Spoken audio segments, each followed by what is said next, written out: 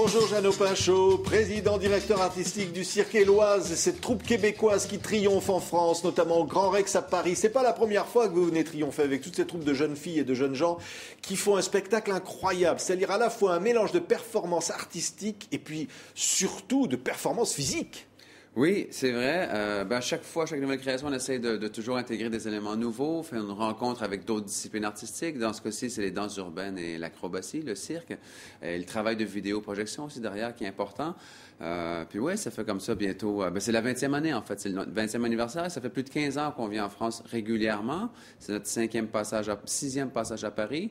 Le 3e avec ce spectacle. Et voilà, c'est un spectacle urbain. On va en parler dans quelques instants. Ça commence évidemment dans un environnement de ville, avec donc des projections. Et ces jeunes gens et ces jeunes femmes marchent simplement. Ils traversent le monde urbain.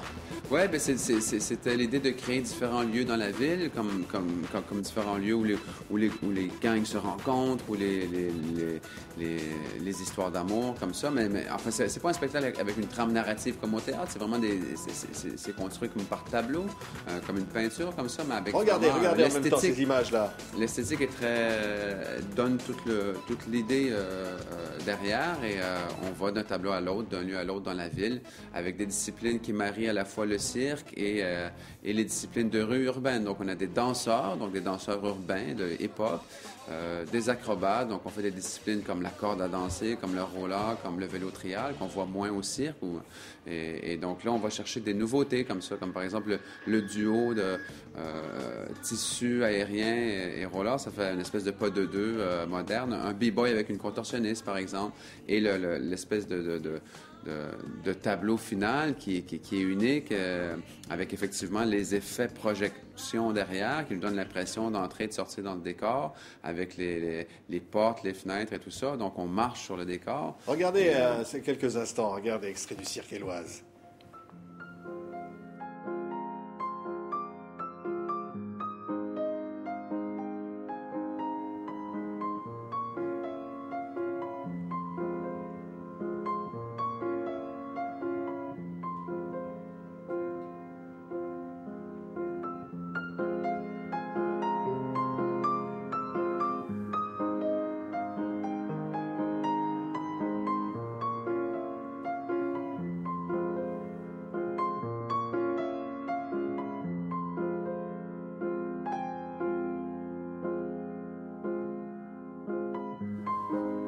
C'est de la danse contemporaine et c'est du cirque en même temps.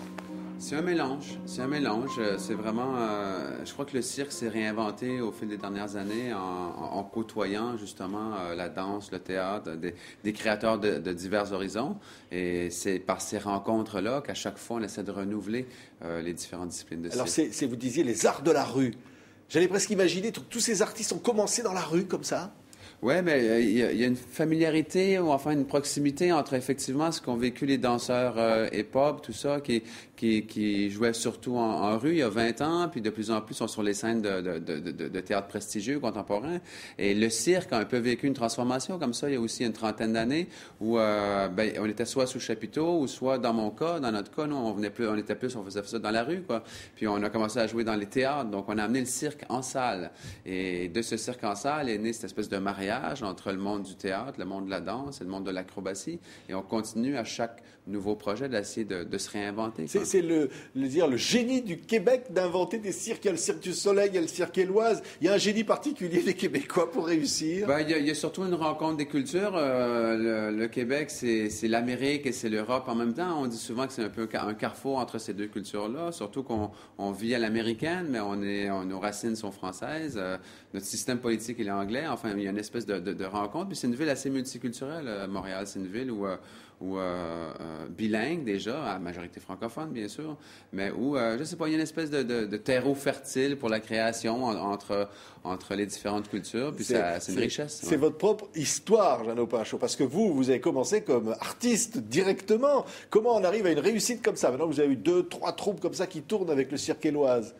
C'est une histoire, effectivement, qui commence avec la découverte d'une école de cirque, l'École nationale de cirque à Montréal, et je plonge là-dedans, moi, à 19 ans, comme comme Obélix dans la potion magique, où en fait, c'est devenu toute ma vie du jour au lendemain. C'est une vraie passion. Je me suis vu voyager, faire le tour du monde par ce métier. Puis effectivement, c'est ce que je fais aujourd'hui. On a visité 450 villes dans beaucoup, beaucoup de pays. C'est vraiment un langage international. Vous allez aller au Japon, vous pouvez aller dans n'importe quel pays. Oui. On fait le tour du monde, véritablement. On fait le tour du monde constamment. On est 10 mois sur 12 en dehors du Canada. Et ça continue c'est la 20e année, donc c'est une belle histoire. Je ne sais pas si on va pouvoir revoir encore quelques images de ce qu'on a vu tout à l'heure de ce cirque, parce que cette troupe, c'est combien de personnes d'abord, de jeunes filles et de jeunes gens? C'est 15 sur scène, incluant les acrobates, les danseurs, jongleurs, toutes les disciplines, plus une équipe de 7 techniciens accompagnateurs pour l'installation. Donc on voyage à 22 sur la route. Quand on arrive localement dans une ville, on utilise pour les montages-démontages les équipes locales. De vrais saltimbanques, hein? Ah, oui. Parce qu'on pourrait se dire c'est une grande entreprise, mais non, ça reste artisanal. On est des nomades des temps modernes, si on veut, oui. Avec tous les risques que ça comporte. Parfois, regardez, il y a des choses quand même incroyables. On peut se planter, hein? On peut se planter, oui. Il faut un entraînement. Hein. C'est comme les sportifs. Ils s'entraînent tous les jours pendant de nombreuses années pour atteindre un certain niveau. Puis après, quand on est en tournée, mais c'est le maintien, quoi. Entre les spectacles, il faut faire un peu d'entraînement l'après-midi. Puis, parce que oui, chaque soir, il y a des risques, des risques de blessures, c'est normal. On compare souvent ça à soit le monde du sport, mais les danseurs aussi, par exemple, il y a souvent des blessures, tout ça, donc il faut faire gaffe. Vous avez amené le vélo dans l'art du cirque. On l'a vu à l'instant. Oui, encore le mariage des disciplines, encore à chaque nouveau spectacle, d'amener un truc nouveau, soit un appareil, soit réinventer la manière de faire du trapèze. Voilà, par exemple, un appareil qui a été inventé chez nous, la roue cire. La roue cire, c'est Daniel Cyr, l'inventeur. Donc, il y a 20 ans, il s'est amusé sur un cerceau et c'est devenu un appareil de cirque qu'on voit dans plusieurs cirques aujourd'hui. À chaque fois, on essaye de se renouveler et dans l'esthétique et dans la manière d'approcher les disciplines. C'est une infinie liberté qui vous caractérise. C'est-à-dire qu'on ne peut pas vous cataloguer danse contemporaine, danse classique, art urbain. C'est vrai qu'on essaye de ne pas se laisser influencer par le poids de la tradition. Il y en a une certaine tradition, pas comme ici, évidemment, mais quand on a débuté ce mouvement cirque nouveau, cirque contemporain, il y a 25 ans, comme c'est venu par l'école, mais ça a été de dire, les outils, ça peut être n'importe quoi. Ça peut être le langage d'un chorégraphe, la manière de travailler, l'interprétation théâtrale d'un metteur en scène de théâtre. Ça peut être juste une manière de prendre un objet puis de le réinventer, de bouger avec, comme une expression corporelle. Donc, il y a beaucoup de recherches de poésie.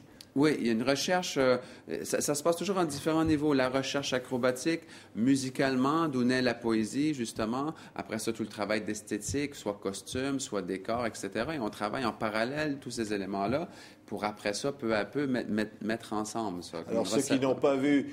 Voilà, le cirque Éloize, il faut y courir. C'est un spectacle formidable. Merci Jeannot Pachot d'être venu nous en parler ici. Merci. C'est un triomphe à Paris, bientôt au Japon, bientôt chez vous. Merci. Merci.